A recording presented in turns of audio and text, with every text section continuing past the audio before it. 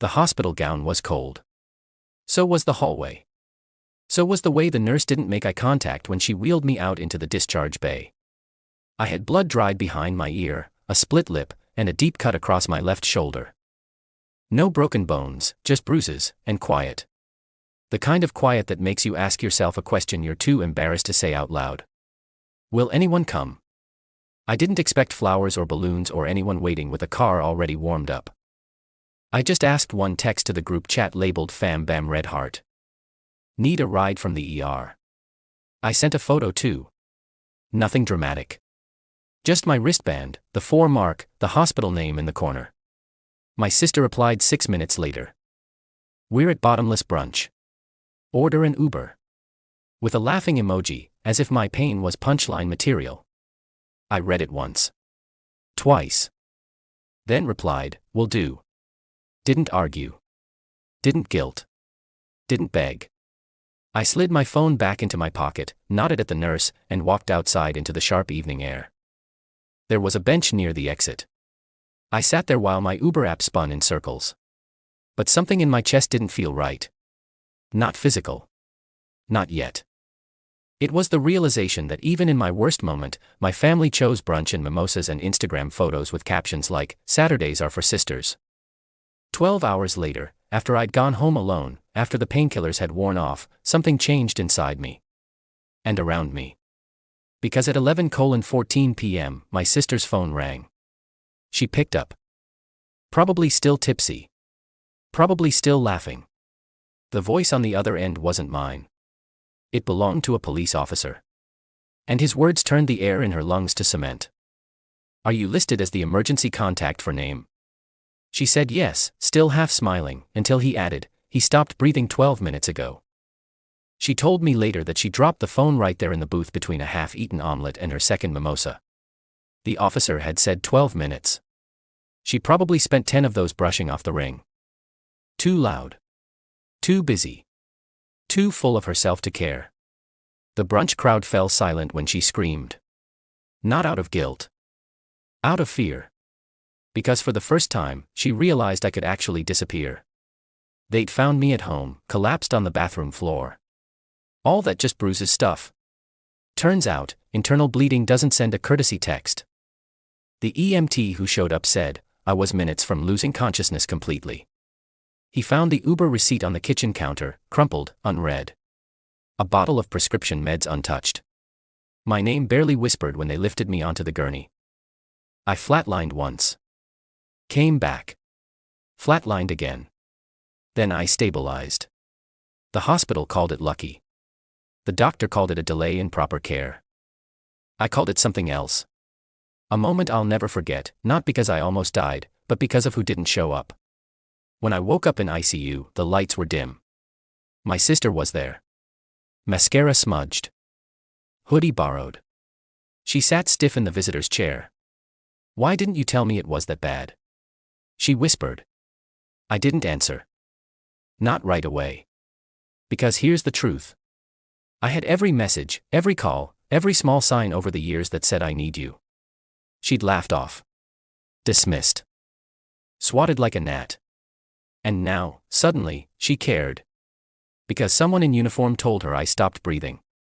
No. That wasn't love. That was consequence. I turned my head toward the window. Spoke without looking at her.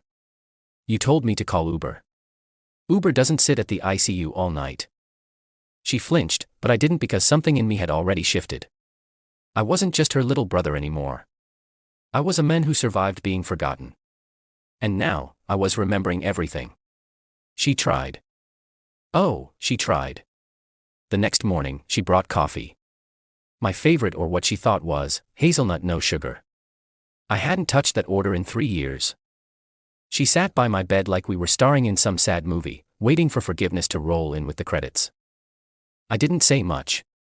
Didn't give her what she came for. Because this wasn't about mimosas. It wasn't about brunch. It was about every single moment she taught me, without saying it out loud, that her comfort mattered more than my survival. I didn't think it was serious, she whispered. That's the problem, I said. You never do. Her face crumbled, but I didn't hand her a tissue. I'd stopped cleaning up after her long ago. By the time the rest of the family showed up, late, of course, they brought flowers and stories. We were about to text you. We didn't know how to help. Maybe next time give us more of a heads up. Next time. Like grief books appointments. Like near-death sends calendar invites. I nodded politely. Listen like a man being offered a contract he had no intention of signing. That evening, when they left, I asked the nurse to turn off visitor access just for one night. And in the quiet, I wrote one message, not for them, for the officer who called her. I found his name in the discharge report, typed slowly, carefully, then sent. You saved my life. Not because you showed up, but because you saw what no one else did. Thank you. He replied 3 hours later. Simple. No one should ever have to dial out of their own family for help. I read it twice and felt something loosen in my chest because he was right. I shouldn't have had to, but I did. And now that I had, I wasn't going back. I was discharged on a Tuesday. No balloons. No fanfare. Just a wheelchair, a clipboard, and a nurse who smiled like she knew I was walking out of more than just a hospital. My sister offered to drive me home. I said no. Called the same officer who made the call. He picked me up without a second of hesitation. The ride was quiet, comfortable, safe. He didn't ask questions, just turned the radio down and said, "Let me know if you need anything else." And in that moment, I realized he was more of a brother than my actual one ever was. When I got home, I started cleaning. Not the apartment, my life. I left the family group chat. Not with drama.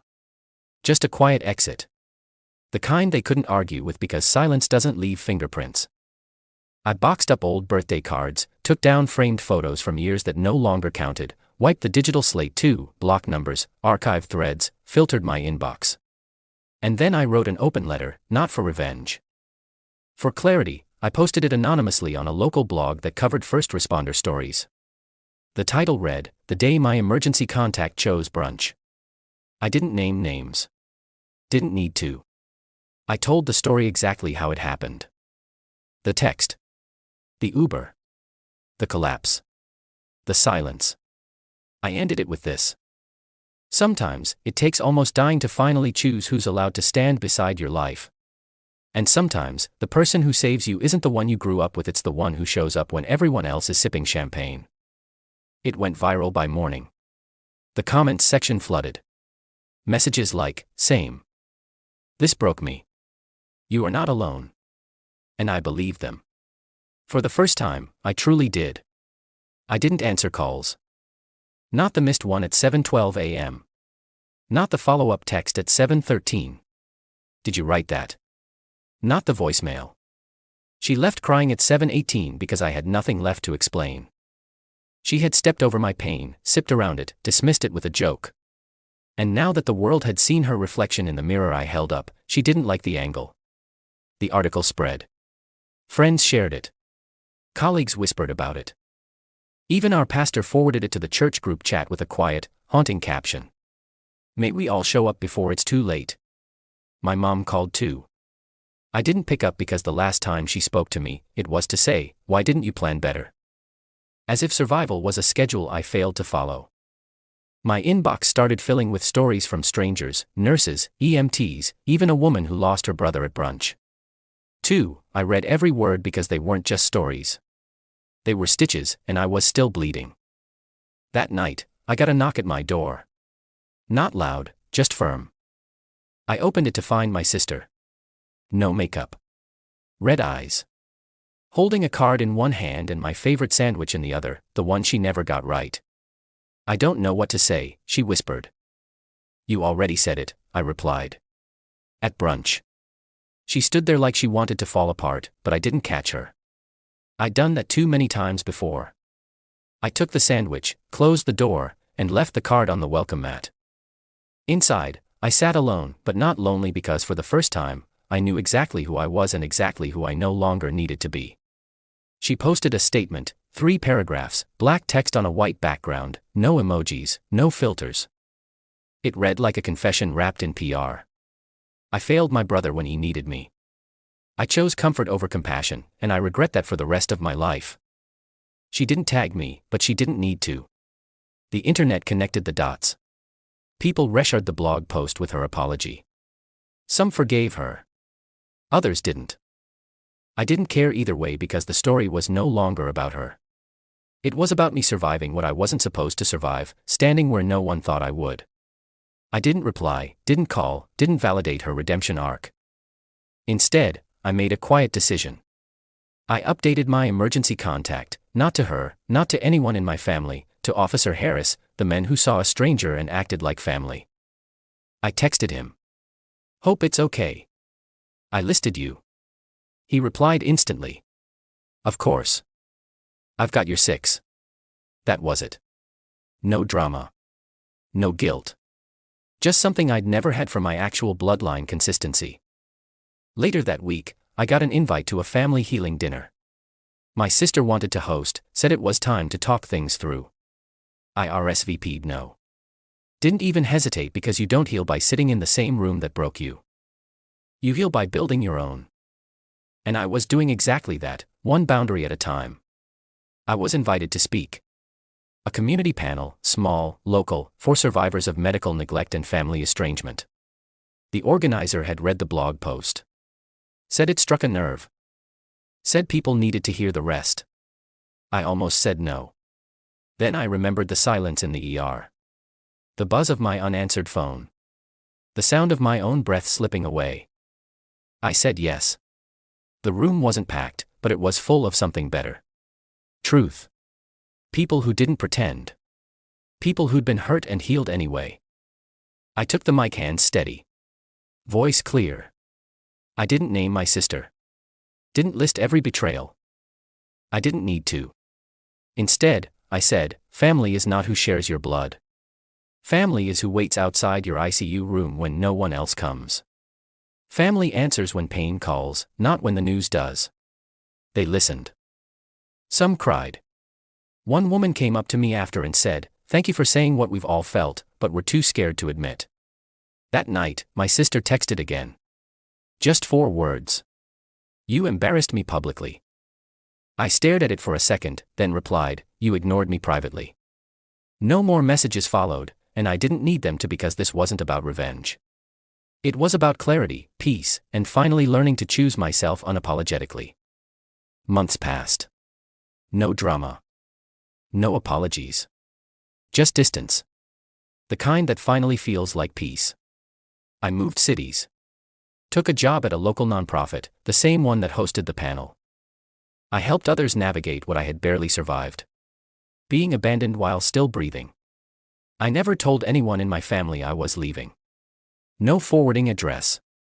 No final text. Because sometimes healing isn't a conversation, it's a quiet exit. One evening, the news ran a feature. A short segment about the growing role of bystanders in emergency response. They featured a few cases. One of them was mine. They replayed the original call, my sister's laugh.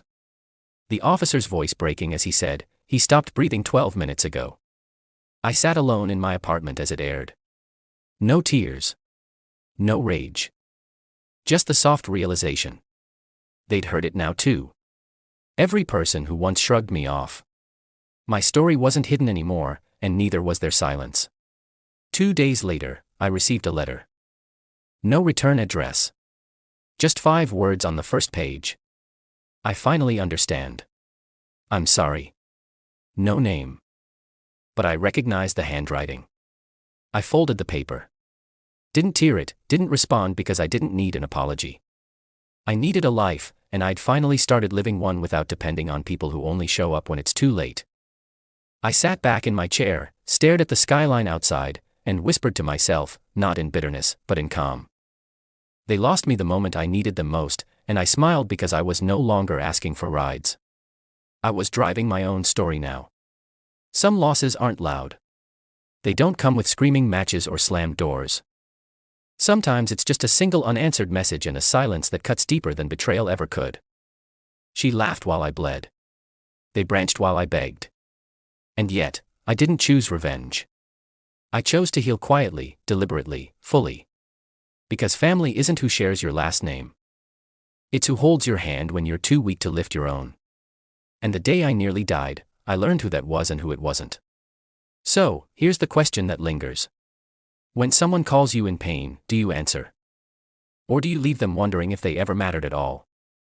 I don't hate them, but I no longer hope they'll change because I changed and that was enough.